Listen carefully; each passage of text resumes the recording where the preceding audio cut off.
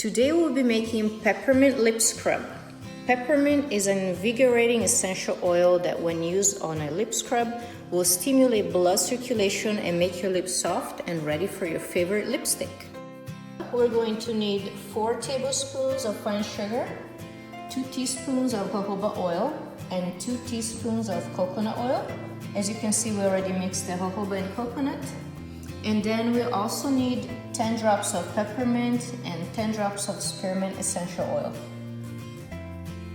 It's good to make your lip scrub extra gentle. The way you do that is by grinding your regular sugar in an herb grinder just for a couple of minutes until you get a fine sugar. Now that we have the jojoba oil and coconut melted together, we're adding 10 drops of peppermint essential oil and 10 drops of spearmint essential oil. Now it's time to mix everything up and make our wonderful lip scrub.